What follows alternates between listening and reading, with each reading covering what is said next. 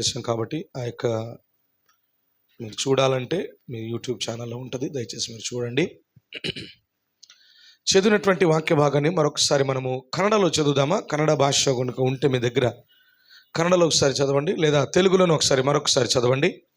హెబ్రీయులకు రాసిన పత్రిక the book of Hebrews chapter 12 12వ అధ్యాయము 1వ వచనము అలాగనే 2వ వచనం చదువుకుందాం.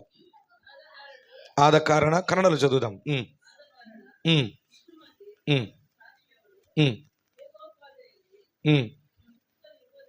ಎಸ್ ನಮಗೆ ಅಭ್ಯಂತರ ಮಾಡುವಂತಹ ಎಲ್ಲ ಭಾರವನ್ನು ಹತ್ತಿಕೊಳ್ಳುವ ಪಾಪವನ್ನು ನಾವು ಸಹ ತೆಗೆದುಬಿಟ್ಟು ನಂಬಿಕೆಯನ್ನು ಹುಟ್ಟಿಸುವವನು ಪೂರೈಸುವವನು ಆಗಿರುವ ಯೇಸುವಿನ ಮೇಲೆ ದೃಷ್ಟಿಯನ್ನಿಟ್ಟು ನಮಗೆ ನೇಮಕವಾದ ಓಟವನ್ನು ನಾವು ಸ್ಥಿರ ಚಿತ್ತದಿಂದ ಓಡೋಣ. ಹಲ್ಲೆಲೂಯಾ. ಸ್ಥಿರ ಚಿತ್ತ ಹೇಳ್ರಿ, ಸ್ಥಿರ చిత్త. ఆమేన్. హల్లెలూయా. తెలుగులో ఈ మాట ఇలా ఉంది: ఇంత గొప్ప సాక్షి సమూహము మేఘం వలె మనలను ఆవరించి ఉన్నందున మనము కూడా ప్రతి భారమును సులువుగా చిక్కులు పెట్టు పాపమును విడిచిపెట్టి విశ్వాసమునకు కర్తయు, అందరూ చెప్దామండి, విశ్వాసమునకు కర్తయు దానిని కొనసాగించువాడైన యేసు వైపు చూచుచు, యేసు వైపు చూచుచు, యేసు వైపు చూచుచు మన ఎదుట ఉంచబడిన పందెములో ఓపికతో పరిగెత్తుదుము. హల్లెలూయా. ఉదయకాల సమయంలో ఆరాధనకు కూడి వచ్చిన మీ అందరికీ మన ప్రభువును రక్షకుడైన యేసయ్య నామములో వందనాలు తెలియజేస్తుంటున్నాను. కొద్దిగా వాయిస్ అంతా కూడా ప్రాబ్లం అయింది. ఒక్కరోజే 3 మీటింగ్స్ విజయవాడ ప్రాంతంలో. పాస్టర్ చార్ల్స్ పి జాకబ్ గారు, one of the biggest church in Vijayawada ప్రాంతంలో పెద్ద సంఘము కలిగినటువంటి దైవజనుడు రెవరెండ్ చార్ల్స్ పి జాకబ్ గారు, మరి 20,000 మంది సంఘస్థులు ఉన్నారు వాళ్ళ యొక్క చర్చ్లో. మంచి సంఘాన్ని స్థాపించుంటున్నారు మన ఏజీ సంఘస్థులు. మరి గొప్ప పరిచారకులుగా ఉంటున్నారు, సేవకులుగా ఉంటున్నారు.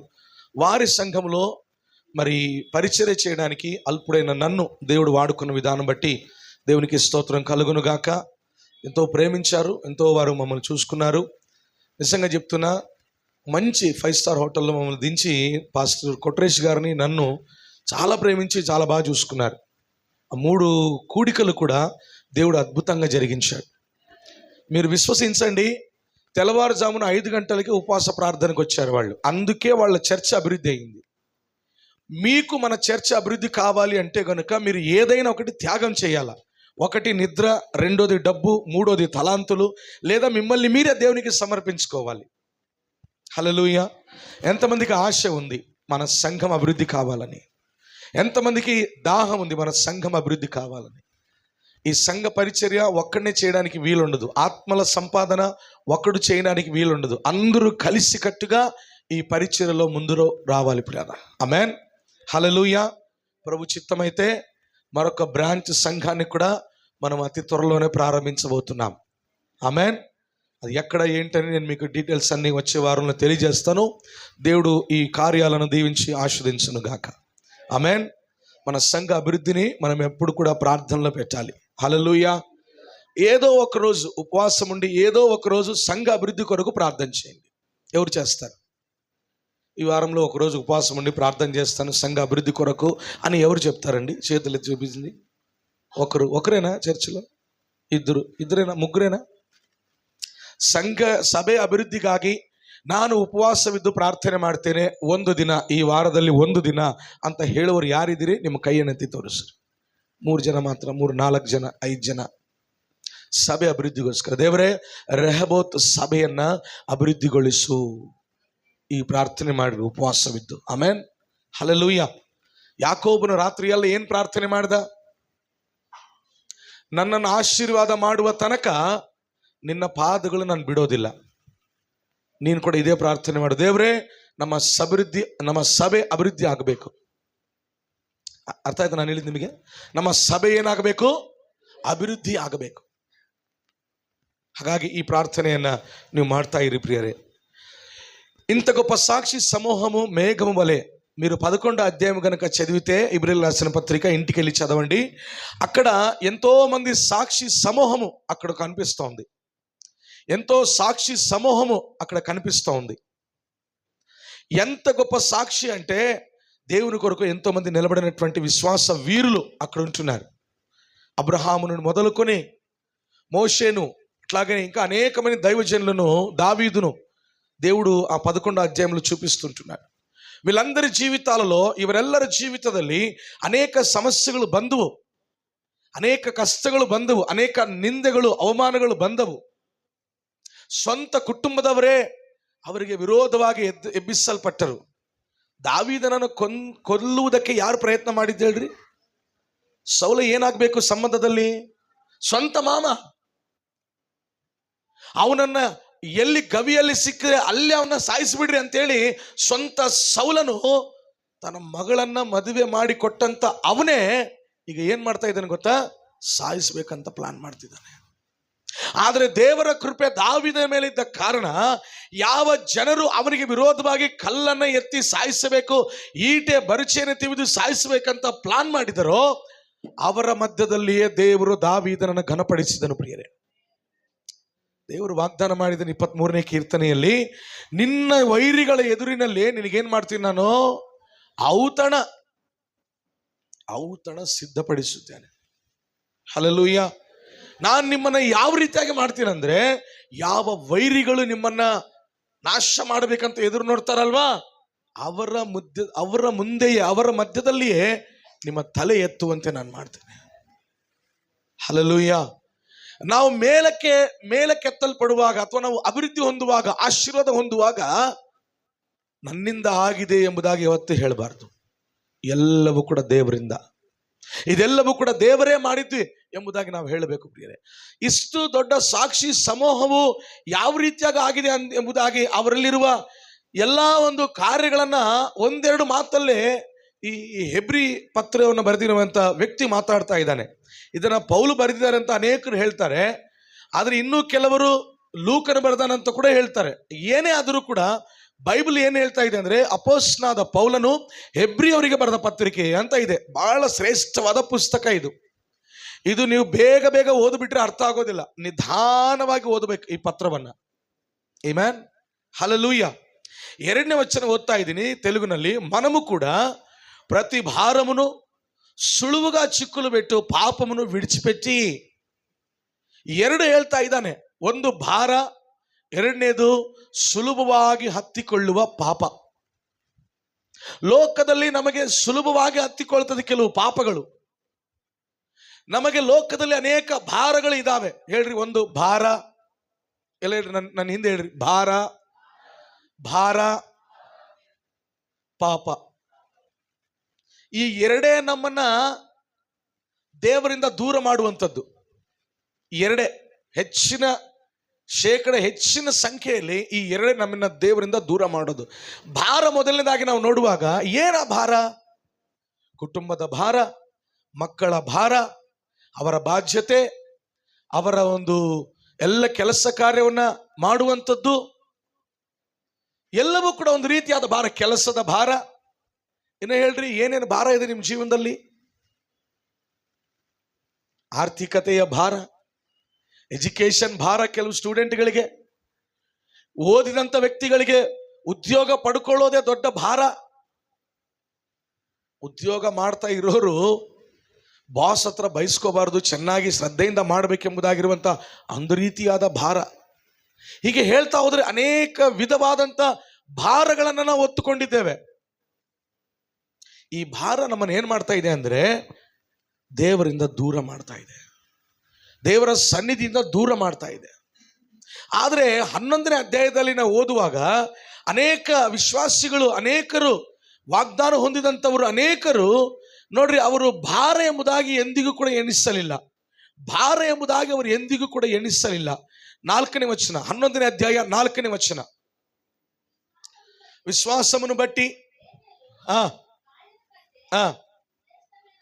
చూడండి, ವಿಶ್ವಾಸವನ್ನು ಬಟ್ಟಿ ನೋಡಿ, ನಂಬಿಕೆಯಿಂದ ಎಂಬುದಾಗಿ ಅಲ್ಲಿ ಕಾಯಿನನ್ನ ಹೇಬೇಲನನ್ನ ತೋರಿಸಿ ಮಾತಾಡ್ತಾ ಇದ್ದಾನೆ. ಹೋದ್ರೆ ಆ ವಚನ 4ನೇ ವಚನ ಕನ್ನಡದಲ್ಲಿ, ನಂಬಿಕೆಯಿಂದಲೇ ಹೇಬೇಲನು ಕಾಯುನನ ಯಜ್ಞಕ್ಕಿಂತ ಶ್ರೇಷ್ಠವಾದ, ಹಲ್ಲೆಲೂಯ, ನಂಬಿಕೆಯಿಂದ. ಯಾವುದರಿಂದ ಅಂತೆ? ನಾವು ಆರಾಧನೆ ಮಾಡುವುದಕ್ಕೆ ಎದ್ದೇಳಿ ನಾವು ಆರಾಧನೆ ಮಾಡುವಾಗ ಕೈಗಳನ್ನೆತ್ತಿ, ಕೆಲವರು ಕೈ ಕಟ್ಕೊಂಡಿರ್ತಾರೆ, ಅದು ಬೇರೆ ಬಿಡ್ರಿ. ಕೆಲವು ಏನೋ పరధ్యానంగా ఉంటారు, ఏదో ఒక లోకములో, ఏదో ఒక మాయలోకములో ఉంటారు వాళ్ళు. ఆరాధన అన్నా కానీ అస్సలు భయం అనేది ఉండదన్నమాట. ఆరాధన అన్నా కానీ ఊరికనే దయ్యం పట్టినట్లు తిరిగినట్లు తిరుగుతూ ఉంటారు. ఇది ఆరాధన, ఇది దేవునికి నేను ఇచ్చేటువంటి కృతజ్ఞత ఆరాధన. ఎలా నేను ఆరాధన చేయాలి? భయముతో, భక్తితో అనేటువంటి ఆ అండర్స్టాండింగ్ కూడా ఉండదు వాళ్ళకు. మనం అలా ఉండకూడదు. ఆరాధన అన్న తక్షణమే, ఆదివారం ఆరాధన అన్న వెంటనే శనివారం నుండే మనము సిద్ధపాటు కలిగి ఉండాలి. నేను రేపు నా దేవుని కలుసుకోబోతున్నాను, రేపు నేను నా దేవుని దర్శించుకోబోతున్నాను, రేపు నేను నా దేవుని ఆరాధించడానికి వెళ్తున్నాను. అందుకే ప్రసంగి అంటాడు, నీవు ఆలయానికి వెళ్ళేటప్పుడు నీ ప్రవర్తన జాగ్రత్త, పరీక్షించి చూసుకో. నీ లోపల పరీక్షించుకో, నీ బయట పరీక్షించుకో.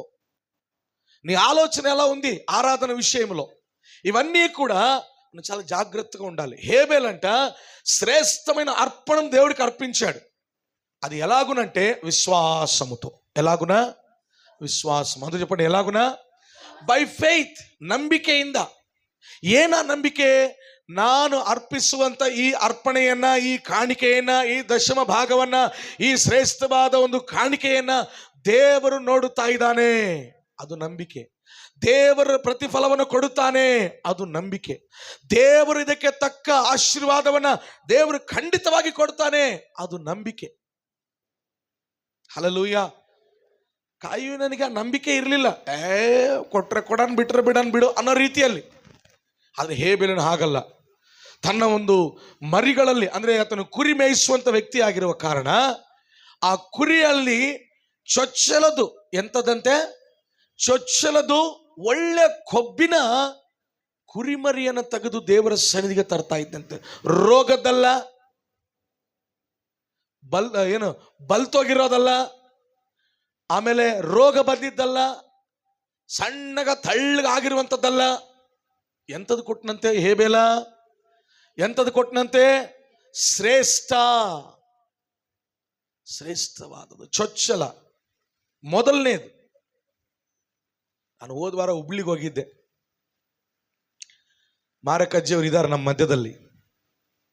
ಆ ಅಮ್ಮ ಪಾಸ್ಟರ್ ಸೇತ್ ಥಿಯೋಡರ್ ಅವರಿಗೆ ಹೇಳ್ತಾ ಇದ್ದಾರೆ, ನಾನು ಕೂಡ ಅಲ್ಲಿದ್ದೆ. ಹೇಳ್ತಾ ಇದ್ದಾರೆ, ಅವ್ರ ಮನೆಗೆ ಪ್ರಾರ್ಥನೆ ಮಾಡೋದಕ್ಕೆ ಹೋದಾಗ, ನನಗೆ ಪೆನ್ಷನ್ ಬರ್ತದಪ್ಪ, ಬಂದ ಮರುಕ್ಷಣ ಸಭೆಗೆ ನಾನೇನು ದಶಮ ಭಾಗ ಕಾಣಿಕೆನ 2,000 ಸಮರ್ಪಿಸಬೇಕೋ ಅದನ್ನು ನಾನು ತೆಗೆದು ಬಿಡ್ತೀನಿ, ಫಸ್ಟ್ ಅದು ತೆಗಿತೀನಿ. ಕೆಲವರು ಹಂಗಲ್ಲ, ಕೆಲವರು ರಿವರ್ಸ್.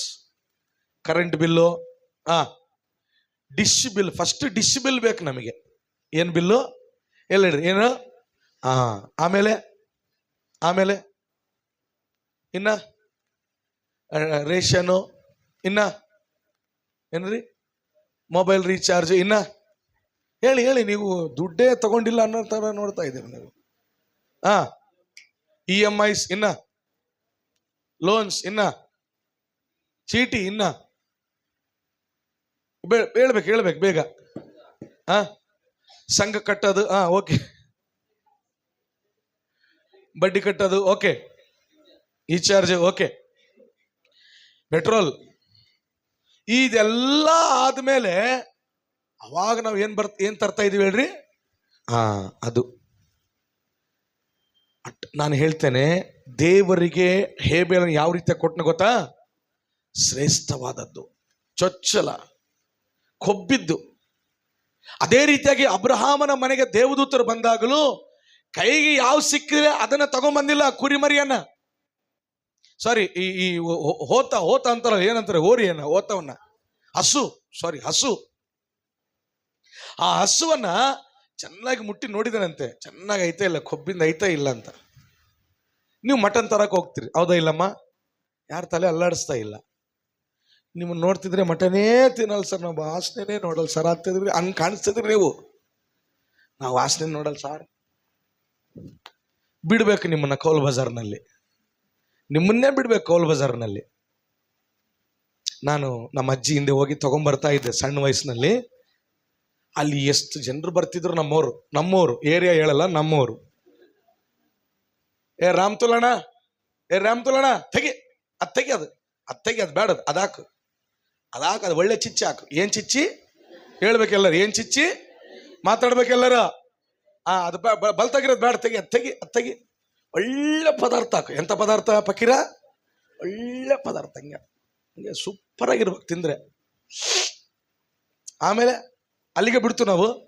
ರೊಟ್ಕೊಬ್ಬಾಕು, ಏನು ರೊಟ್ಕೊಬ್ಬಾಕು, ಕೊಬ್ಬ ಅವಾಗೆ ಜಾಸ್ತಿ ಇರ್ತತೆ ಬಾಡಿನಲ್ಲಿ, ಕೊಬ್ಬಾಕು ರೊಟ್ಟು. ಆಮೇಲೆ ಮೂಳಿಗೆ, ಅಬ್ಬಾ ಎಷ್ಟು ಚೆನ್ನಾಗಿ ಗೊತ್ತು ನನ್ನ ಬಂಗಾರ ನೀನು. ಆಮೇಲೆ ಮೂಳಿಗೆ ಜಾಸ್ತಿ ತಿನ್ಬಿಟ್ರೆ ಮತ್ತೆ ಗುಳಿಗೆ ಹಾಕಬೇಕಾಗತ್ತೆ. ಈರಿಗೆ ಅದು ಮೇನ್ ಐಟಮು. ಜಗಳ ಅಂದ್ರೆ ಜಗಳ ಆಡ್ತಾಳ ಅಮ್ಮ, ಹಾಕ್ತೀಯಾ ಇಲ್ಲ ಅಂತಾರ. ಹಾಕಿದ್ರೆ ಕೊಡು, ಇಲ್ಲಂದ್ರೆ ಬೇಡ, ನಿನ್ನ ಮಾಂಸ ಬೇಡ ನಡಿ ಅಂತಾರ. ಅಬ್ರಹಾಮನು ಕೂಡ ದೇವರಿಗೆ ಕೊಡುವಾಗ ಒಳ್ಳೇದು ಕೊಟ್ಟನಂತೆ, ಶ್ರೇಷ್ಠವಾದದ್ದು, ಚೊಚ್ಚಲ. ಅದನ್ನ ಯಾರಿಗೆ ಕೊಡ್ತಾ ಇದ್ದಾನಂತ ಅಂದ್ಕೊಂಡ್ರಂದ್ರೆ, ನನ್ನ ದೇವರಿಗೆ ಕೊಡ್ತಾ ಇದ್ದೀನಿ ಇದನ್ನು. Praise the Lord, hallelujah. ಪ್ರಿಯ ದೇವರ ಮಕ್ಕಳೇ, ನಂಬಿಕೆಯಿಂದ, ಬೈ ಫೇತ್, ನಂಬಿಕೆಯಿಂದ ನಾವು ದೇವರಿಗೋಸ್ಕರ ಎಲ್ಲವನ್ನ ಮಾಡುವಂಥವರಾಗಿರಬೇಕು. ಪ್ರಾರ್ಥನೆ ಹೇಗೆ ಮಾಡಬೇಕು? ಪ್ರಾರ್ಥನೆ ಹೇಗೆ ಮಾಡಬೇಕು? ಯೇಸು ನಾಮದಲ್ಲಿ ನಿಮ್ಮೆಲ್ಲರಿಗೆ ಬಾಯಿಗಳು ಬರಲಿ ಮಾತನಾಡುವುದಕ್ಕೆ. ಈಗ ಮಾತಾಡಿ ಅಮ್ಮ. ಹೆಂಗ್ ಮಾಡ್ಬೇಕು ಪ್ರಾರ್ಥನೆ? ಕಾಟಾಚಾರ, ಅಪನಂಬಿಕೆ, ಅವಿಶ್ವಾಸ, ಅನಾಲೋಚನೆಯಿಂದ ಹೆಂಗ್ ಮಾಡ್ಬೇಕು ಪ್ರಾರ್ಥನೆ? ನಂಬಿಕೆಯಿಂದ. ನಾನು ಕೇಳುವುದೆಲ್ಲವೂ ನನ್ನ ದೇವರು ಕೊಟ್ಟಿದ್ದಾನೆ ಎಂಬುದಾಗಿ ಯಥಾರ್ಥವಾಗಿ ನಾವು ಪ್ರಾರ್ಥಿಸಬೇಕು, ನಂಬಿಕೆಯಿಂದ. ಹಲ್ಲೆಲೂಯಾ. ನನ್ನ ಮಗ ಚಿಕ್ಕವನಿದ್ದ, ನಾವೊಂದು 6 ವರ್ಷ ಹೊರಗಿದ್ವಿ ಅಂಜನಪ್ಪ ನಗರಲ್ಲಿ. ನಮ್ಮ ಶಾರೋನ್ ಚಿನ್ನು ಸಣ್ಣವನು. ಪಾಪ ಏನು ಬೇಕು ಅದು ಬೇಕು ಇದು ಬೇಕಂದ್ರೆ, ನಾನು ದುಡ್ಡಿಲ್ಲಪ್ಪ ದೇವ್ರ ಹತ್ರ ಕೇಳಂತಿದ್ವಿ, ನನಗೆ ಪ್ರೇಯರ್ ಕಳಿಸ್ಬೇಕಂತ. ದುಡ್ಡಿಲ್ಲಪ್ಪ ದೇವ್ರ ಹತ್ರ ಕೇಳಂದ್ರೆ ಹೆಂಗ್ ಕೇಳ್ಬೇಕಂದ್ರೆ, ಸುಮ್ಮನೆ ಮೊಣಕಲ್ ಹಾಕು, ಏಸಯ್ಯ ದುಡ್ಡಿಲ್ಲಪ್ಪನ ಸಹಾಯ ಮಾಡಪ್ಪ, ಮತ್ತೆ ದುಡ್ಡಿಲ್ಲ ಅದು ಇದಂದ್ರೆ ಸ್ಕೂಲ್ ಫೀಸ್ ಕಟ್ಟಬೇಕು, ಅದರಿಂದ ಏನೊಂದು ಪ್ರೇಯರ್ ಮಾಡ್ತಿದ್ದ. ಕುರ್ಕುರೆ ತಂದ್ಕೋಬೇಕಪ್ಪ, ಅದು ಸಣ್ಣವ್ರಿಗೆ ಆ ಪ್ರೇಯರ್ ಅಲ್ಲ. ನಾನು ಹೇಳಿದ್ರೆ ಫೀಸ್ ಗೀಸ್ ಅಂತ ಹೇಳ್ತಿದ್ದ. ಇಲ್ಲಾಂದ್ರೆ ಐಸ್ ಕ್ರೀಮ್ ಬೇಕಪ್ಪ, ಚಾಕ್ಲೇಟ್ ಬೇಕಪ್ಪ, 5 ರೂಪಾಯಿದು, ಅದು ಕುರ್ಕುರೆ ಬೇಕು, ಅದಕ್ಕೆಲ್ಲ ಮೊಣಕಲ್ ಹಾಕಿದ್ರೆ ನಾನೇನ್ ಮಾಡ್ತಿದ್ದೆ ಅಂದ್ರೆ, ಜೋಬನಾಗಿರೋ 10 ರೂಪಾಯಿ ತೆಗೆದು ಅವ್ನ ಕಣ್ಣು ಮುಂದೆ ಹಂಗೆ ಬಿಸಾಕ್ತಿದ್ದೆ ಮ್ಯಾಲಿದ್ದ. ಅವನ್ ಕಣ್ ತೆರೆದು ನೋಡೋ ತಟಿಗೆ ಏನಿರ್ತಿತ್ತು ಮುಂದೆ? 10 ರೂಪಾಯಿ ತಗೊಂಡು ಪಪ್ಪ ಏಸೆ 10 ರೂಪಾಯಿ ಕೊಟ್ಟನ. ಆ ನಂಬಿಕೆ ಬರ್ಬೇಕು ಆಮಲ್ಲಿ, ಆ ನಂಬಿಕೆ. ಯಾಕಂದ್ರೆ ದೇವರು ವಾಗ್ದಾನ ಮಾಡಿದ್ದಾನೆ ಕೀರ್ತನೆಗಳಲ್ಲಿ, ತನ್ನ ಪ್ರಿಯರು ನಿದ್ರೆ ಮಾಡುವಾಗ ದೇವರು ಅವರಿಗೆ ಕೊಡ್ತಾನಂತೆ. ಪ್ರಿಯರೇ, ನಿದ್ರೆ ಅಂದ್ರೆ ಸುಮ್ಮನೆ ತಿಂದು ಮಲ್ಕೊಳ್ಳೋದಲ್ಲ, ಪ್ರಾರ್ಥನೆ ಮಾಡುವಾಗ. ಗಾಢ ನಿದ್ರೆಯನ್ನು ಉಂಟು ಮಾಡಿದಾಗಲೇ ಆದಾಮನಿಗೆ ಸರಿ ಬೀಳುವಂತ ಹವ್ವಳನ್ನು ದೇವರು ಕೊಟ್ಟ. ನನ್ನ ಅರ್ಥ ಆಯ್ತಾ? ನಿದ್ರೆ ಮಾಡುವಾಗಲೇ ಯಾಕೋಬನಿಗೆ ದೇವರು ಪರಲೋಕದ ದರ್ಶನವನ್ನು ಕೊಟ್ಟ, ಪರಲೋಕದ ಏಣಿಯನ್ನು ತೋರಿಸಿ. ನೆನಪಿದೆ ನಿಮಗೆ ಅಮ್ಮ? ನೆನಪಿದೆನಾ? ನಿದ್ರೆ ಮಾಡುತ್ತಿರುವಾಗಲೇ ದೇವರು ಎಷ್ಟು ಸುನಾಮಿಗಳು ಏನೇ ಬಂದರೂ ಹಡಗಿನ ಮೇಲೆ ಆತನು ಏನ್ ಮಾಡ್ತಾ ಇದ್ದಂತೆ? ದೋಣಿಯಲ್ಲಿ ನಿದ್ದೆ ಮಾಡ್ತಾ ಇದ್ದ. ನಾನು ಹೇಳ್ತೇನೆ, ನಾವು ಪ್ರಾರ್ಥನೆ ಮಾಡುವಾಗ ನಂಬಿಕೆಯಿಂದ, ನಾವು ದೇವರನ್ನು ಆರಾಧಿಸುವಾಗ ನಂಬಿಕೆಯಿಂದ, ನಾವು ದೇವರ ಸೇವೆ ಮಾಡುವಾಗ ನಂಬಿಕೆಯಿಂದ, ಎಲ್ಲವನ್ನು ಕೂಡ ನಾವು ನಂಬಿಕೆಯಿಂದ, ಸಭೆಗೆ ನಂಬಿಕೆಯಿಂದ. Hallelujah, hallelujah. ದೇವರಿಗೆ ಸ್ತೋತ್ರವಾಗಲಿ. ನಾನು ಹೇಳ್ತೇನೆ, ಹೀಗೆ ನಮ್ಮ ಸಭೆಯಲ್ಲಿ, ನಾನು ಕೇವಲ ಮಾರಕವ್ರ ಹೆಸರು ಹೇಳಿದ್ದೀನಿ ಅಂತ ನೀವು ತಪ್ಪು ತಿಳ್ಕೊಬೇಡ್ರಿ. ಅನೇಕರನ್ನ ದೇವರು ಹಾಗೆ ಕೊಡುವಂತೆ ದೇವರು ಕೃಪೆ ತೋರಿಸಿದ್ದಾನೆ. ಪ್ರಿಯರೇ, ಯಾರ್ಯಾರೆಲ್ಲ ಹಾಗೆ ಕೊಟ್ಟಿದ್ದೀರೋ ದೇವರು ಖಂಡಿತವಾಗಿ ನಿಮಗೆ ಪ್ರತಿಫಲವನ್ನು ಕೊಡುವವನಾಗಿದ್ದಾನೆ. ನಂಬೋರು ಆಮೇಲೆ ಅಂತ ಹೇಳೋಣ. ದೇವರು ಯಾರಿಗೆ ಋಣ್ಯಸ್ಥನಾಗಿರೋದಿಲ್ಲ. ಯಾರಿಗಾದ್ರೂ ಇದಾನ? ಯಾರಿಗೆ ಋಣಸ್ಥನಾಗಿರೋದಿಲ್ಲ. ಆತನು ಹೇರಳವಾಗಿ ಧಾರಾಳವಾಗಿ ಕೊಡುವ ಆತನಾಗಿದ್ದಾನೆ. ಪ್ರಿಯರೇ, ಆಮೆನ್, ಹಲ್ಲೆಲೂಯಾ. ಹೀಗೆ ನಾನು ನಿಮಗೆ ಹೇಬೇಲನ್ನು ಮಾತ್ರ ತೋರಿಸಿದ್ದೇನೆ. ಮುಂದೆ ನೀವು ಓದುವುದಾದ್ರೆ ಅಲ್ಲಿ ಮತ್ತೊಬ್ಬ ವಿಶ್ವಾಸ ವೀರನು ಕೂಡ ಬರ್ತಾನೆ. ನೋಡ್ರಿ 5ನೇ ವಚನ ಓದ್ರಿ. ಅದೇ 11ನೇ ಅಧ್ಯಾಯ 5ನೇ ವಚನ, ಇಬ್ರಿಯ. విశ్వాసమును బట్టి దేవునికి ఇష్టడై ఉండేనని. చూడండి, ఫస్ట్గా హేబేలు యొక్క కానుక దేవునికి ఇష్టమైందని సాక్ష్యం చెప్తున్నాడు. రెండోది హానోకు యొక్క జీవితం ఇష్టమైందంట. ఒక వ్యక్తి జీవితము దేవునికి ఇష్టము కావాలి అంటే ప్రతిరోజు దేవునితో నడుస్తూ ఉండాల. ఎన్ని రోజులు నడిచినాడు హానోకు? ఎన్ని సంవత్సరాలు చెప్పండి. మనం కరెక్ట్గా 1 సంవత్సరం నడుచుకోలేము. అయితే హానోకు 300 సంవత్సరాలు దేవునితో, దేవుని యొక్క ಅನ್ಯೋನ್ಯತలో ನಡಿಚಾడంట. ದೇವರ ಸಹವಾಸದಲ್ಲಿ, ದೇವರ ಅನ್ಯೋನ್ಯತೆಯಲ್ಲಿ, ಯಾರು ದೇವರ ಸಹವಾಸದಲ್ಲಿ, ದೇವರ ಅನ್ಯೋನ್ಯತೆಯಲ್ಲಿ ನಡೆಸಲ್ಪಡುತ್ತಾರೋ ಅವರು ದೇವರಿಗೆ ಇಷ್ಟವಾಗಿ ಬಿಡ್ತಾರೆ. ಯಾರಿಗೆಲ್ಲ ನಾನು ದೇವರಿಗೆ ಇಷ್ಟವಾದ ಜೀವನವನ್ನು ಮಾಡಬೇಕಂತ ಇಷ್ಟ ಇದೆ ಪ್ರಿಯ, ನಾನು ದೇವರಿಗೆ ಇಷ್ಟವಾದ ಜೀವನ ಇರಬೇಕು, ನನ್ನ ಕುಟುಂಬ ದೇವರಿಗೆ ಇಷ್ಟವಾಗಬೇಕಂತ ನೀವು ಹೇಳುವುದಾದರೆ ದೇವರೊಂದಿಗೆ ಸಹವಾಸ ಮಾಡ್ರಿ. ಪ್ರತಿದಿನ ಮುಂಜಾನೆ ಪ್ರಾರ್ಥನೆ, ಪ್ರತಿದಿನ ಸಂಜೆ ಪ್ರಾರ್ಥನೆ, ಪ್ರತಿದಿನ ರಾತ್ರಿ ಮಲಗುವ ಸಮಯದಲ್ಲಿ ಪ್ರಾರ್ಥನೆ, ಪ್ರತಿದಿನ ನೀನು ಪ್ರಾರ್ಥನೆ ಮಾಡೋದಕ್ಕೆ ಹೇಳುವಾಗ ನಿನ್ನ ದೇವರು ನಿನ್ನ ಪ್ರಾರ್ಥನೆಯನ್ನ ಇಷ್ಟಪಡಬೇಕು. ಆಮೆನ್. ಹಾನೋಕನು ಹಾಗೆ ಅನೇಕರಿದ್ದಾರೆ ಪ್ರಿಯರೇ, ಅನೇಕರಿದ್ದಾರೆ. ಆದರೆ ನಾನು ಹೇಳುವಂಥ ಮಾತೇನೆಂದರೆ, ಈ ದಿನ ಆ 12ನೇ ಅಧ್ಯಾಯಕ್ಕೆ ನಾವು ತಿರುಗಿ ಬರೋಣ. 12ನೇ ಅಧ್ಯಾಯದಲ್ಲಿ ಒಂದು ಮಾತು ನನ್ನನ್ನು ನಡೆಸಿದಂಥದ್ದು, ಒಂದು ಮಾತು ನನ್ನನ್ನು ಆಲೋಚನೆ ಮಾಡುವಂತೆ ಮಾಡಿದಂಥದ್ದು ಏನಪ್ಪ ಅಂದರೆ, ನೋಡ್ರಿ, ನಂಬಿಕೆಯನ್ನು ಹುಟ್ಟಿಸುವಾತನು ಅನ್ನೋ ಪದ ಇರ್ತದೆ ನೋಡ್ರಿ. ಅಲ್ಲಿ ಓದ್ರಿ ಆ 12ನೇ ಅಧ್ಯಾಯ 2ನೇ ವಚನದಲ್ಲಿ.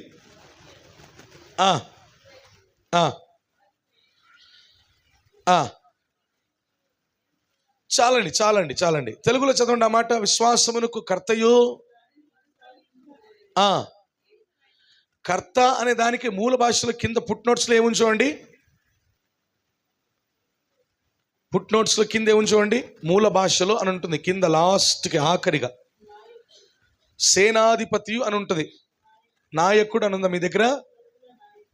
సేనాధిపతియు అని ఉంది నా బైబుల్, నా ట్రాన్స్లేషన్ ఇక్కడ. అంటే మూల భాషలో నంబర్ 1 రాసి ఉంటారు చూడండి. నంబర్ 1 కింద లాస్ట్లో ఉందా అమ్మలక్క మీ దగ్గర? మీ బైబుల్ లేదా? సేనాధిపతి అని ఉంటుంది. సో ఆయన వైపు మనం చూడాలంట. మనలను పాపము దూరం చేస్తుంది, కొన్ని భారములు దూరం చేస్తాయి. ఈరోజు మీకు ఏ భారం ఉందో నాకు తెలియదు, మీకు ఏ భారం ఉందో నాకు కొంతవరకు తెలిసి ఉండొచ్చు. అది అనారోగ్యమైనా, అప్పుల బాధైనా, కష్టాలైనా, నిందలైనా, అవమానములైనా, ఏదైనా వాటన్నిటి నుండి విడుదల కలగాలి అంటే మనము ఎవరి వైపు చూడాలి చెప్పాలి? ఎవరి వైపు చూడాలి? యేసు వైపు చూడాలి. జీవితంలో అలిసిపోయినావా, ఓడిపోయినావా, సొమ్మసిల్లిపోయినావా, కృంగిపోయినావా, యేసు వైపు చూడు. ఆయన నీకు ధైర్యం నింపుతాడు. మనుషులు ఎవరు ధైర్యం నింపరు నీకు. మనుషులు నీకున్న ధైర్యాన్ని ఇంకా కూడా వాళ్ళు ಅಧೈರ್ಯಪಡಿಸ್ತಾರೆ. ನೀನು ಮನುಷ್ಯರ ಕಡೆಗೆ ನೋಡುವುದಾದ್ರೆ ಇನ್ನೂ ನಿನ್ನನ್ನು ಬಲಹೀನಪಡಿಸ್ತಾರೆ. ನೀನು ಬಲಹೀನನಾಗಿರಬೇಕಾ, ಬಲಿಷ್ಠನಾಗಿರಬೇಕಾ? ನೀನು ಬಲಿಷ್ಠನಾಗಬೇಕು ಅಂದ್ರೆ ಬಲಿಷ್ಠನಾದ ಯೇಸುವಿನ ಕಡೆ ನೀನು ನೋಡಬೇಕು. ಏನೇ ಕಷ್ಟ ಬಂದ್ರು, ದಾವೀದನಿಗೆ ಗೊಲ್ಯಾತನು ಅಡ್ಡವಾಗಿ ನಿಂತಿದ್ದ. ಅವನು ಗೊಲ್ಯಾತನು ಕೇವಲ ದಾವೀದನಿಗೆ ಮಾತ್ರವಲ್ಲ, ದೇವರ ಕುಟುಂಬ, ದೇವರ ಸಭೆ ಆಗಿರುವಂತ, ದೇವರ ಜನರಾಗಿರುವಂತ ಇಸ್ರಾಯೇಲರಿಗೆ ಕೂಡ ವಿರುದ್ಧವಾಗಿದ್ದ. ಆದರೆ ದಾವೀದನು ಹೋಗಿ ಅವನನ್ನು ಎದುರಿಸಿದ. ದೇವರ ಅಭಿಷೇಕ ದಾವೀದನ ಜೊತೆಯಲ್ಲಿದ್ದ ಕಾರಣ ಎಷ್ಟು ಎತ್ತರವಾದ ಗೊಲ್ಯಾತನನ್ನ ಒಂದೇ ಏಟಿನಿಂದ ಕೆಳಗಡೆ ಬೀಳಿಸಿಬಿಟ್ಟ. ದಾವೀದನು ಯಾರ ಕಡೆ ನೋಡ್ತಾ ಇದ್ದ? ಯೇಸುವಿನ ಕಡೆ. ಹಾನೋಕನು ಯಾರ ಕಡೆ ನೋಡಿ 300 ವರ್ಷ ಅನ್ಯೋನ್ಯತೆಯಲ್ಲಿ ನಡೆಸಲ್ಪಟ್ಟ? ಹೇಬೇಲನು ಕಾಣಿಕೆ ಕೊಡುವಾಗ ಯಾರ ಕಡೆ ನೋಡಿದ? ಅಣ್ಣನ ಕಡೆ ನೋಡಿದ್ನ. ಅಣ್ಣನ ಕಡೆ ನೋಡಿದ್ರೆ ಅವನು ಕೂಡ ಈ ಲೋಕದಲ್ಲಿ ಬಿದ್ದು ಹೋಗ್ತಾ ಇದ್ದ. ಆದರೆ ಯೇಸುವಿನ ಕಡೆ ನೋಡಿದ್ದಾನೆ ಪ್ರಿಯರೇ. ನಾನೊಂದು ವಿಷಯ ಹೇಳಿ ನಾನು ಬೇಗ ಮುಗಿಸ್ತೇನೆ. ಸೀಮೋನ್ ಪೇತ್ರ ಎಂಬುದಾಗಿ ಬೈಬಲ್ ನಮಗೆ ಕಾಣ್ತಾರೆ. ಆತನು ಸಮುದ್ರ ಮೇಲೆ ನಡೆಯಬೇಕಂತ ಆಸೆ ಬಂದು, ದೇವರೇ ನೀನೇ ಆಗಿದ್ರೆ ನಾನು ಕೂಡ ಸಮುದ್ರದ ಮೇಲೆ ನಡೆಯೋ ಹಾಗೆ ನನಗೆ ಕೃಪೆಯನ್ನು ಕೊಡು ಅಂದ್ರೆ ಆಯ್ತು ಬಾ ಸೀಮೋನು ಪೇತ್ರನೇ ಅಂತ ಕರೀತಾನೆ. ಎಷ್ಟು ಜನಕ್ಕೆ ನೆನಪಿದೆ ಈ ಸ್ಟೋರಿ? ನಿಜವಾಗಲೂ ಬೈಬಲಲ್ಲಿ ಎಷ್ಟು ಜನ ನೆನಪಿದೆನಾ? ಪೇತ್ರನು ನಡೀತಾ ಇದ್ದ. ಯಾರನ್ನ ನೋಡುತ್ತಾ? ಯೇಸುವನ್ನು ನೋಡುತ್ತಾ ಸಮುದ್ರದ ಮೇಲೆ. ಹಲ್ಲೆಲೂಯಾ. ನಾವು ಆರಾಧಿಸುವ ದೇವರು ಎಂಥ ದೇವರು ಅಂದ್ರೆ, ಸಮುದ್ರದ ಮೇಲೆ ನಡೆಯುವ ಮಾತ್ರವಲ್ಲ, ಸಮುದ್ರದನ್ನ ಇಬ್ಬಾಗ ಮಾಡಿ ಒಣ ನೆಲದಲ್ಲಿ ನಡೆಸುವಂತ ದೇವರನ್ನು ನಾವು ಆರಾಧನೆ ಮಾಡ್ತಾ ಇದ್ದೇವೆ. ಚಪ್ಪಾಳೆ ತಟ್ಟಿ ದೇವರಿಗೆ ಮಹಿಮೆ ಸಲ್ಲಿಸೋಣ ಪ್ರಿಯರೇ. ಸಮುದ್ರದ ಮಧ್ಯದಲ್ಲಿ ಕೆಂಪು ಸಮುದ್ರವನ್ನು ಇಬ್ಬಾಗ ಮಾಡಿ, ಇವತ್ತು ನಿನ್ನ ಮುಂದೆ ಕೆಂಪು ಸಮುದ್ರ ಇದೆಯೋ ನನಗೆ ಗೊತ್ತಿಲ್ಲ, ಬಟ್ ದೇವರು ಅದನ್ನ ಇಬ್ಬಾಗವಾಗಿ ಮಾಡ್ತಾನೆ. ఎర్ర సముద్రాన్ని దేవుడు తీసేస్తాడు. అది ఏదైనా, either it may be your job, your education, your financial problem, your family issues. నీకు సమాధానం లేకుండా ఉంటున్నావేమో, అదే ఒక ఎర్ర సముద్రముగా నీ మీద నిలబడిందేమో నీ ముందు. దేవుడు దాన్ని రెండు పాయలుగా చేస్తాడు. ఆమేన్, హల్లెలూయా. ఎవరి వైపు చూడాలండి? ఎప్పుడైనా కానీ సంతోషం కలిగినా శ్రమ కలిగినా యేసు వైపే చూడాలి. ఆమేన్. రమేష్ అన్న గారు, హొస్సన మినిస్ట్రీస్ రమేష్ అన్న గారు చాలా పాటలు రాశాడు, పాడారు. అందులో ఇది పాట నాకు చాలా ఇష్టం. సంతోషమందైనా శ్రమల ఎందైనను నా స్తుతి కీర్తనకు ఆధారము నీవే, కలనైన మరువను నీవు నడిపిన మార్గం, క్షణమైన విడువను నీతో. హల్లెలూయా. మీరు ఎవరైనా ఫ్రెండ్స్ని చూడండి, క్లోజ్ ఫ్రెండ్స్. అంతెందుకు మన మనోజ్ని, సుందర్ని చూడండి. ఒక్క క్షణం విడిచిపెట్టి ఉంటారా మీరు? కష్టమే కదా. కాలేజ్ కనుక ఉందని ఊరుకున్నారు, కాలేజ్ కనుక లేకపోతే ఎప్పుడు ఒకటే వాళ్ళిద్దరూ. ఆ స్నేహం విడిచిపెట్టరంట వాళ్ళిద్దరూ. అలాగనే మనము కూడా దేవునితో సహవాసం ఉండేది, స్నేహం ఉండేది విడిచిపెట్టకూడదు. లోకంలో ఎవరిని విడిచిపెట్టినా యేసయ్యను మాత్రము ఎప్పుడూ విడిచిపెట్టకూడదు. హల్లెలూయా. అబ్రహాము శారా హాగరును విడిచిపెట్టేశారు. అయితే దేవుడు ఆమెను ఎడారిలో కూడా చేయి పట్టుకొని నడిపించాడు. ఎక్కడ? దేవుడు ఆమెను ఎడారిలో నుండి చేయి పట్టుకొని నడిపించాడు. Praise the Lord. ఒకసారి నాయిన్ అనేటువంటి ఊరు, గ్రామం. ఆ గ్రామమునకు యేసయ్య వెళ్తున్నాడు. గ్రామములో నుండి బయటికి ఓ ಡೆಡ್ ಬಾಡಿ తీసుకొస్తున్నారు ಪಾಡೆ మీద. ಒಂದು ಚಟ್ಟದ ಮೇಲೆ ಒಬ್ಬ ಯವನಸ್ಥರನ್ನು ಹೊತ್ತುಕೊಂಡು ಬರ್ತಾ ಇದ್ದಾರೆ ಶವ ಸಂಸ್ಕಾರ ಮಾಡೋದಕ್ಕೆ. యేಸಯ್ಯ ಅಲ್ಲೇ ನಿಂತುಕೊಂಡ.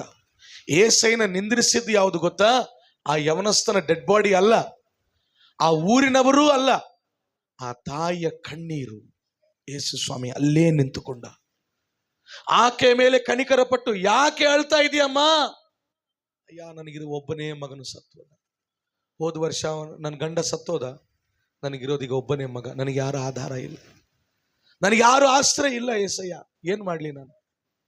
ಯೇಸು ಸ್ವಾಮಿ ಹೋಗಿ ಆ ಚಟ್ಟವನ್ನು ಮುಟ್ಟಿ ಸತ್ತು ಹೋದ ಆ ಮಗನನ್ನ ತಿರುಗಿ ಎಬ್ಬಿಸ್ತಾನೆ ಪ್ರಿಯರೇ. ಹಲ್ಲೆಲೂಯಾ. ಈ ದಿನ ಒಂದು ವೇಳೆ ನಿನ್ನ ಆಸೆಗಳು, ನಿನ್ನ ಆಕಾಂಕ್ಷೆ, ಬಯಕೆ ಸತ್ತು ಹೋಗಿದೆಯೇನೋ, ಐ ಡೋಂಟ್ ನೋ, ಬಟ್ ದೇವ್ರು ಹೇಳ್ತಿದ್ದಾನೆ, ನಾನು ನಿನ್ನ ಕೈಯನ್ನು ಹಿಡಿದು ನಡೆಸುತ್ತೇನೆ. ಸಿಟಿಯಲ್ಲಿ ಮಾತ್ರವಲ್ಲ, ಅನುಕೂಲಗಳು ಇದ್ದಾಗ ಮಾತ್ರವಲ್ಲ, ಅನಾನುಕೂಲ ಸಮಯದಲ್ಲಿಯೂ ಕೂಡ ನಾನು ನಿನ್ನನ್ನು ನಡೆಸುತ್ತೇನೆ. ಆರೋಗ್ಯದಲ್ಲಿ ಮಾತ್ರವಲ್ಲ, ಅನಾರೋಗ್ಯದಲ್ಲಿಯೂ ಕೂಡ ನಾನು ನಿನ್ನ ಸಂಗಡ ಇದ್ದು ನಡೆಸುತ್ತೇನೆ. ಆನಂದ ಇರುವಾಗ ಮಾತ್ರವಲ್ಲ, ನೀನು ಸಾಲದ ಬಾಧೆಯಲ್ಲಿ ಇದ್ದಾಗಲೂ ಕೂಡ ನಾನು ನಿನ್ನನ್ನು ನಡೆಸುತ್ತೇನೆ. ಒಂದು ವೇಳೆ ಇಲ್ಲಿ ಕೂತಿರುವಂಥವ್ರು, ಅಣ್ಣ ಪಾಸ್ಟ್ರೇ ಇಷ್ಟು ಸಾಲ ಯಾವಾಗ ತೀರಿಸ್ಬೇಕು? ನಾನು ಹೇಳ್ತೇನೆ, ನೀನು ಪ್ರಾರ್ಥನೆ ಮಾಡು, ನನ್ನ ದೇವರು ಒಂದು ದಿನ ಬಿಡುಗಡೆ ತರ್ತಾನೆ. ಆತನ ಅಂದುಕೊಂಡ್ರೆ ಏನಾದರೂ ಮಾಡಲು ಸಾಧ್ಯ. ಬರೋ ವಾರ ಆ ಪಾಸ್ಟ್ ಬರ್ತಾ ಇದ್ದಾರೆ ನಮ್ಮ ಚರ್ಚ್ಗೆ. ಯಾರು? ಏಮೈನಾ చేయగలవు. ಎಷ್ಟು ಜನ ಇಷ್ಟಪಡ್ತೀರ ಬರೋದಕ್ಕೆ? ನಾನು ಆಗ್ಲೇ ಅವನು ಹೈದರಾಬಾದ್ನಲ್ಲಿ ಇರುವಾಗಲೇ ಬುಕ್ ಮಾಡಿಬಿಟ್ಟೆ ಅವನ್ನ. ಯಪ್ಪ ನೀನೇನು ಮಾಡ್ತೀಯೋ ಗೊತ್ತಿಲ್ಲ, ಈ ಸಂಡೇ ಬಾ ಅಂತ ಕೇಳಿದೆ. ಬಲ್ಲಾರಾಧನೆಗೆ ಬಾಪ ಅಂತ. ಅವನು ಇಲ್ಲಣ್ಣ ಆಗಲ್ಲ, 2 ಆರಾಧನೆ ಇರ್ತಾವ, 14ನೇ ತಾರೀಕು ಖಂಡಿತವಾಗಿ ನಾನು ಬರ್ತೀನಿ ಅಂತ ಪ್ರಮಾಣ ಮಾಡಿ ಹೇಳಿದ್ದಾನೆ. ರೆಡಿ ಆಗಿದೆ ನಾವು ಬರೋಕೆ. ಈಗ ಹುಡುಗ ಎಷ್ಟು ಬ್ಯುಸಿ ಆಗ್ಯಾನ ಗೊತ್ತಾ, ಕೈಗೆ ಸಿಗವಲ್ಲ. ಪ್ರೈಸ್ ಲಾರ್ಡ್ ಚಿನ್ನು. ಸೊ ನಾನೇನು ಹೇಳ್ತೀನಿ ಅಂದ್ರೆ, ಚೆನ್ನಾಗಿ ನೆನ್ಪಿಟ್ಕೊಡ್ರಿ. ಅಬ್ಬಾ ಎಲ್ಲರೂ ತಿರುಗಿ ನೋಡ್ಬಿಡ್ರಿ. ನಾನು ಹೇಳಿ ಚಿನ್ನು ಹೋಗ್ತಾನೆ, ನೀವು ಎಲ್ಲರೂ ಯಾಕೆ ತಿರುಗಿ ನೋಡ್ತೀರಿ ನನಗೆ ಗೊತ್ತಿಲ್ಲ, ನನ್ನ ನೋಡ್ರಿ. ಓಕೆ ಸರಿ, ಒಳ್ಳೇದು.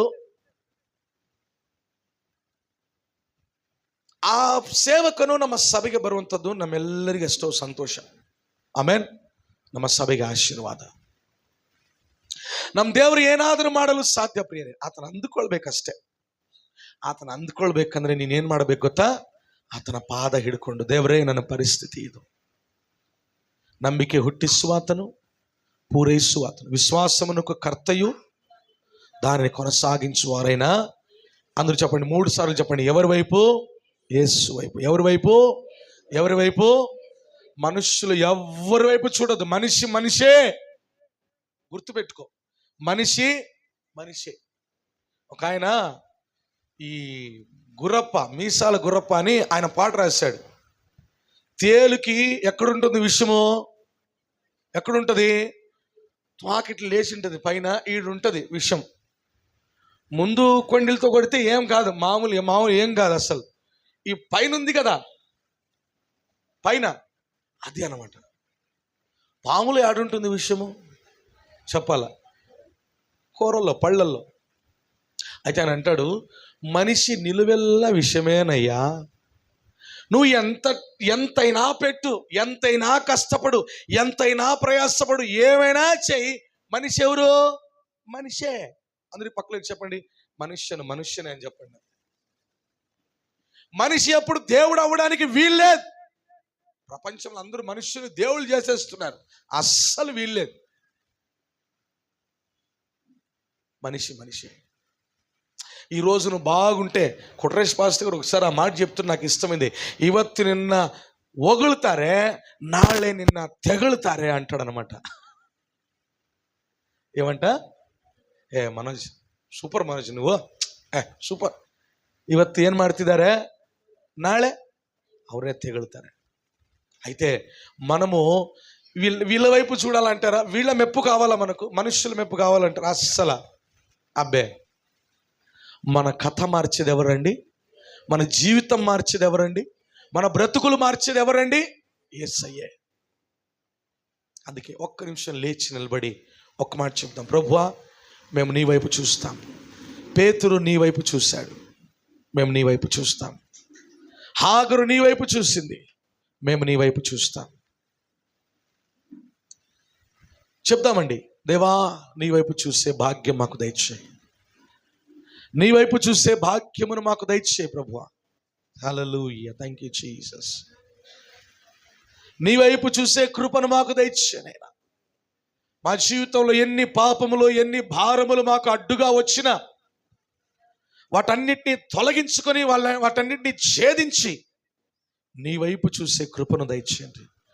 ప్రియ సంగమా, దేవుని వైపు చూద్దాం, దేవుని వైపు చూద్దాం, యేసయ్య వైపు చూద్దాం, యేసయ్య వైపు చూద్దాం, యేసయ్య వైపు చూద్దాం. యేసువిನ ಕಡೆ ನೋಡೋಣ, యేసుವಿನ ಕಡೆ ನೋಡೋಣ.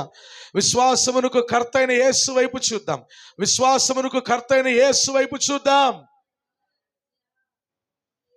ನಂಬಿಕೆ ಹುಟ್ಟಿಸುವ ಆತನ ಕಡೆ ನೋಡೋಣ, ನಂಬಿಕೆಯನ್ನು ಪೂರೈಸುವ ಆತನ ಕಡೆ ನಾವು ನೋಡೋಣ.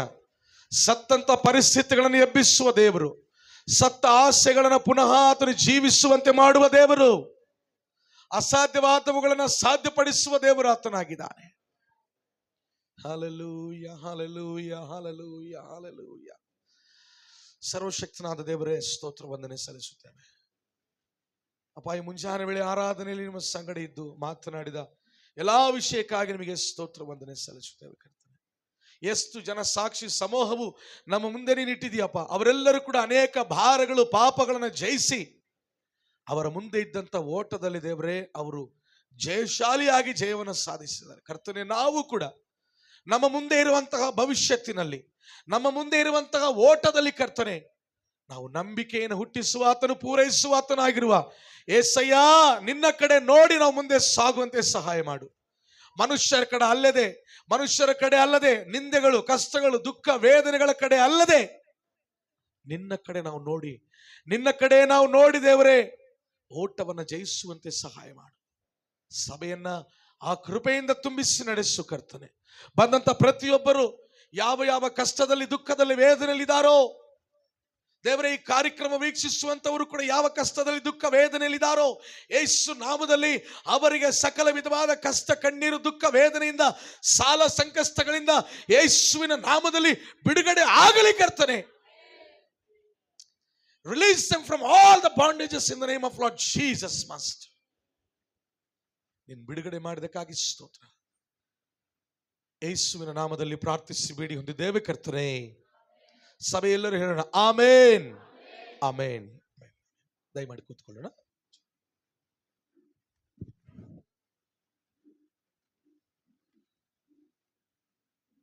ಈ ಸಮಯದಲ್ಲಿ ನಾವು ಕರ್ತನಿಗಾಗಿ ತಂದಂತಹ ಕಾಣಿಕೆಯನ್ನ ಕರ್ತನಿಗೆ ಸಮರ್ಪಿಸಿ